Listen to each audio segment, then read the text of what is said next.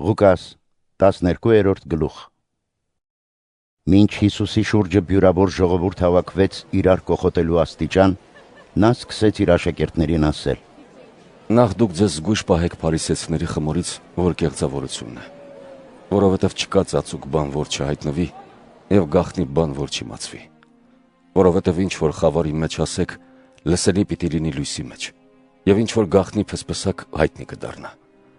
Բայց ասում եմ ձեզ, իմ սիրելիներին, մի զարհուրեք նրանցից, որ մարմինն են սպանում եւ դրանից հետո ավելի բան անել չեն կարող, այլ ցույց կտամ ձեզ, թե ումից պետք է վախենաք։ Վախեցեք նրանից, ով ձեր մահից հետո ձեզ գեհեն նետելու իշխանություն ունի։ Այո, ասում եմ ձեզ, վախեցեք նրանից։ 5 ճնճղուկը 2 դահեկան է վաճառվում, սակայն նրանցից ոչ մեկը Աստծու առաջ մոռացված չէ։ Նույնիսկ ձեր գլխի բոլոր մազերը հաշվված են։ Մի վախեցեք, որովհետև դուք շատ ավելի արժեք, քան ճնճղուկները։ Ասում եմ ձեզ, ով մարդկանց առաջ խոստովանի ինձ, մարդու որդին էլ նույնը կանի նրանց վերջին դատաստանին Աստծու հրեշտակների առաջ։ Իսկ ով մարդկանց առաջ ինձ ուրանա, վերջին դատաստանին Աստծու հրեշտակների առաջ պիտի ուրացվի։ Ով մարդու որդու դեմ վիրավորական բան ասի, նրան պիտի ներվի, բայց ով Սուրբ Հոգուն հայոյի, նրան չպիտի ներվի։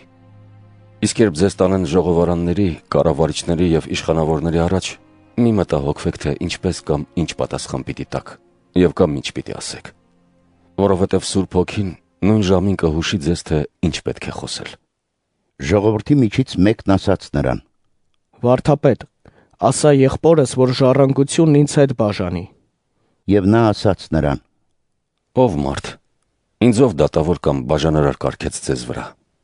Ապա ժողովրդին ասաց. Տեսեք, որ զգույշ լինեք ամեն տեսակ ագահությունից, որովհետև մարդու կյանքն իր կուտակած հարստության մեջ չէ։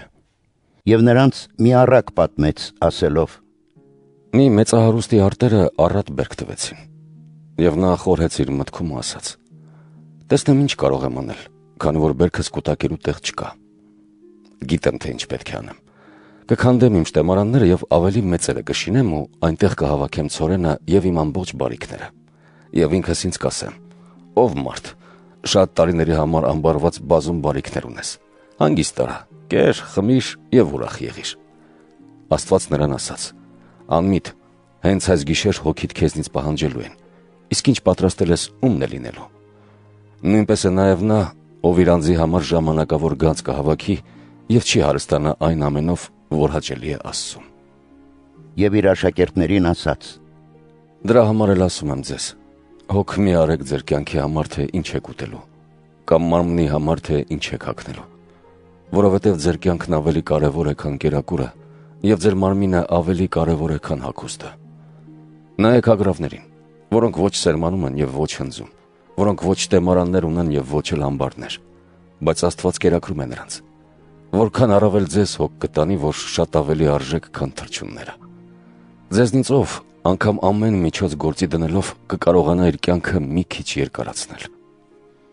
Արդ, եթե փոքր բանի մեջ անկարող եք, այլ բաների համար ինչու եք հոգսանում։ Նայեք Շուշանին, ինչպես է աճում, ոչ աշխատում է եւ ոչ հյուսում։ Ասում եմ ձեզ, Սողոմոնն իսկ իր ամբողջ փառքի մեջ նրանցից ոչ մեկի նման չհագնվեց։ Եթե Աստված այդպես է հագցնում խոտը, որ այսօր բաց դաշտի մեջ է եւ վաղը հնոց է նետվելու, որչափ առավել ձեզ պիտի հագցնի, թերահավատներ։ Եվ դուք մի մտահոգվեք, թե ինչ եք ուտելու կամ ինչ եք խմելու, եւ մի մտատանջվեք, որովհետև այդ ամենը փնտրում են նրանք, ովքեր չեն վստահում Աստծուն։ Իսկ ձեր հայրը գիտե, որ այդ ամենը պետք է ձեզ։ Այլ Աստծու արքայությունը փնտրեք, եւ մնացածը ավելիով կտրվի ձեզ։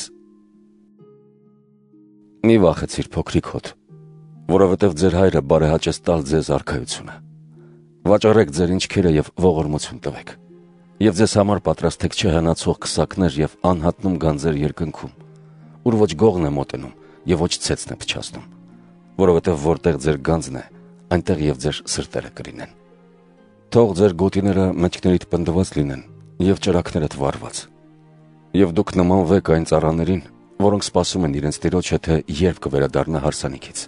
որպեսզի երբ գա եւ բախի դուռը իսկույն բաց անեն։ Երանի այն ծառաներին, որոնց արթուն կգտնի Տերը, երբ գա։ Ճշմարիտ եմ ասում ձեզ, որ նա գոտի կկապի մեջքին Սեղան կնստեցնի նրանց եւ կանցնի նրանց ծառայելու։ Երանի նրանց, որոնց Տերը գալով կեսգիշերին կամ ավելի ուշ նրանց արթուն կգտնի։ Բայց այն էլ իմացեք, որ եթե տանտերը գիտենար, թե գողը որ ժամին կգա, թույլ չէր տա, որ իր տունը կտրեն։ Դուք էլ պատրաստ եղեք, որովհետև այն ժամին, երբ չեք սպասի, կգա մարդու որդին։ Պետրոսն ասաց. Տեր, մեզ համար ասացիր այդ առակը, թե բոլորի համար։ Տերն ասաց. Ով է այն հավատարիմ եւ իմաստուն տնտեսը, որին իր Տերը իր ծառաների վրա վերակացու կարգեց ժամանակին հասանելիք վարձը տալու համար։ Երանի է այն ծառային, որին իր Տերը երբ գա, այդպես արած կգտնի։ Արդարև ասում եմ ձեզ, որ նրան իր բոլոր ինչքերի վրա վերակացու կկարգի։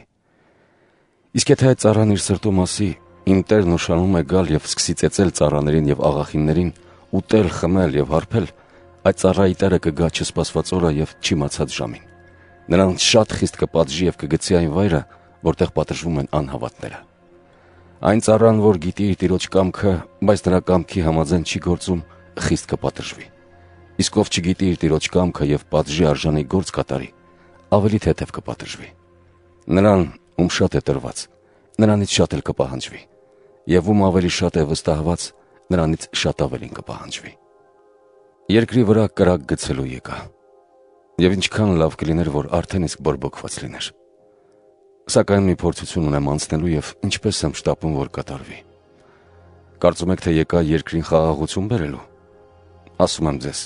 իմ գալը բաժանում պիտի բերի, որովհետև մեկ տան մեջ այսուհետև 5 հոգի իրարից բաժանված պիտի լինեն, 3-ը 2-ի դեմ եւ 2-ը 3-ի։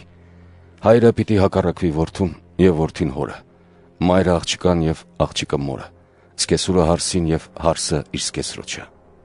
Ժողովրդին էլ ասաց. Երբ տեսնում եք, որ արևմուտքից ամպ է ելնում, ասում եք, թե անձրև կգա, եւ այդպես էլ լինում է։ Եվ երբ հարավի քամին է փչում, ասում եք, թե խորշակ կլինի, եւ այդպես էլ լինում է։ Կեղծավորներ, երկնքի եւ երկրի երևույթները քննել գիտեք, իսկ ներկա ժամանակի խորհուրդը ինչպես չեք կարողանում քննել։ Ինչու դուք անձնապես արժանին չեք ընտրում։ Երբ օրինակի համար քո թշնամու հետ գնաս դատավորի մոտ, ճանապարհին ինչ ժամանակ կա, հաշտվիր նրա հետ, որովհետև գուցե նա քեզ քարշ տա դատավորի մոտ եւ դատավորը քեզ բանտապահի ձեռքը հանձնի, իսկ բանտապահն էլ բանտ նետի։ Ասում եմ քեզ,